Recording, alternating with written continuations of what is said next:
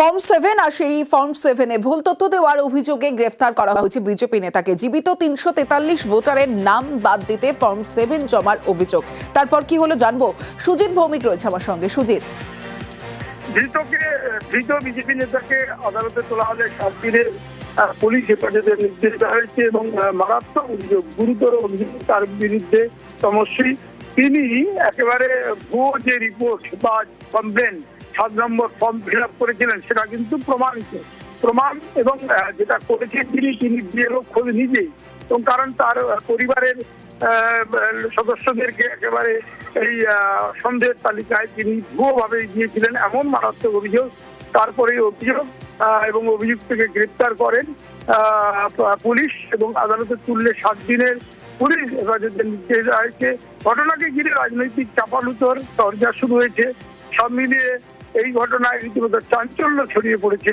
তমলুকের ঘটনা এবং তমস্বী, এই ঘটনার পর আরো কি এরকম ধরনের ঘটনা রয়েছে তারই তদন্ত করে দেখছে প্রশাসন। বেশ,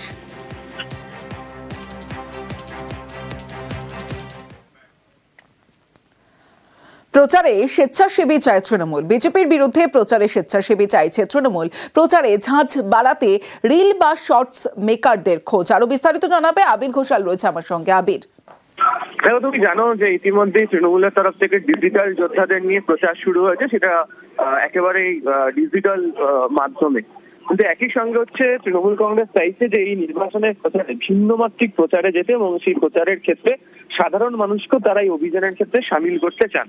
এবং সে কারণে তৃণমূল কংগ্রেসের আইটি সেলের তরফ থেকে একটি মেল আইডি দেওয়া হয়েছে, এবং তারা চাইছেন যারা তৃণমূল কংগ্রেসের হয়ে এবং বা বাংলার পক্ষে যারা প্রচার করবেন, সেটা বিভিন্ন গানের লিরিক্স তারা তৈরি করবেন, বিভিন্ন গ্রাফিক্স বা কন্টেন্ট তৈরি করবেন, বিভিন্ন রিলস তৈরি করবেন, যেটা গোটাটাই শাসক দল তৃণমূল কংগ্রেসের গত কয়েক বছর ধরের কাজ, রাজনৈতিক অবস্থান এবং বাংলার পক্ষে যেটাকে সমর্থন করবে।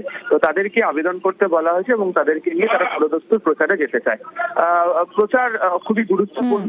যেমন দেওয়াল লিখে বা সভা সমিতি করে তো প্রচার অবশ্যই হয়, কিন্তু তার সঙ্গে এই ধরনের প্রচারের ক্ষেত্রে এখন মানুষের আগ্রহ অনেকটা বৃদ্ধি পেয়েছে, তাই এই ধরনের আবেদন তৃণমূল কংগ্রেসের তরফ থেকে। বেশ,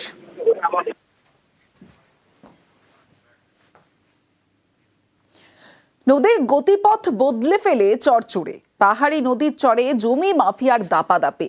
আর্থমোভার দিয়ে মাটি কেটে নদীর গতিপথ পরিবর্তন। নকশালবাড়ির মনিরাম গ্রামে বিজলি নদীর চর দখলের চেষ্টা। আমার সঙ্গে বিশ্বজিৎ মিশ্র রয়েছে, কথা বলবো। তার আগে নদীর গতিপথ বদলে বর্ষায় বিপর্যয়ের আশঙ্কা। সরব স্থানীয়রা। জমি মাফিয়ার বিরুদ্ধে পদক্ষেপের আশ্বাস প্রশাসনের। নদীর গতিপথ বদলে ফেলে চর চুরি। পাহাড়ি নদীর চরে জমি মাফিয়ার দাপাদাপি। স্থানীয়রা ঠিক কি অভিযোগ করছেন শোনাবো প্রথমে। वहाँ पर तो जैसे कर रहा है नदी को अपना, मतलब वो तो नदी तो इरिगेशन डिपार्टमेंट का है, लेकिन वो तो अपने से वो लोग बना रहे हैं ऐसा, जिससे आने वाला दिन में बाढ़ सब आने से तो हम लोग का इधर में तो घर और तो सब भारी नुकसान पड़ सकता है। प्रशासन इसमें क्या करता है, प्रशासन का ऊपर में शायद हो सकता होगा नदी छोटा कर रहा है होने से साइड वाइड का जमीन वमीन प्लॉट बना होना के बिक्री उक्री करने के लिए वैसे ही शायद कर सकता होगा। আমার সঙ্গে বিশ্বজিৎ মিশ্র রয়েছে। বিশ্বজিৎ, এই যে স্থানীয়রা সরব হয়েছেন, প্রশাসন কি পদক্ষেপ নিয়েছে? ইতিমধ্যে সেচ দপ্তরের পক্ষ থেকে ঘটনাস্থল পরিদর্শন করা হয়েছে। যেভাবে এই বিজলি নদীর গতিপথ পরিবর্তন করে নদীর জল বিক্রির ছক কষেছিল জমি মাফিয়ারা, সে ব্যাপারে কিন্তু ইতিমধ্যে কাজ বন্ধ করা হয়েছে এবং আগামী দিনে পদক্ষেপ গ্রহণ করা হবে বলে আমরা সেচ দপ্তর সূত্রে জানতে পারছি। এদিকেও কিন্তু প্রশাসনের আধিকারিকরা ঘটনাস্থলে যান এবং ঘটনাস্থল গিয়ে কিন্তু গোটা বিষয়টি পরিদর্শন করেন। কিভাবে এই নদীর গতিপথ পরিবর্তন করা হলো, কার অনুমতি নিয়ে নদীর গতিপথ, তা নিয়ে কিন্তু প্রশ্ন উঠতে শুরু করেছে। যদিও সেচ দপ্তর গোটা ঘটনায় কিন্তু ব্যবস্থা নেবে বলে আশ্বাস জানিয়েছে। বেশ,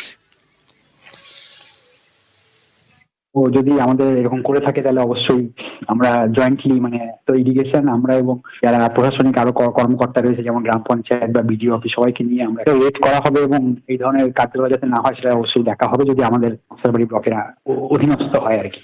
তার জন্য আমরা অবশ্যই লোক পাঠাবো এবং অবশ্যই পদক্ষেপ হবে। যদি এটা নদী নিয়ে তো কিছু করা যায় না, নদী তো সরকারি সম্পদ।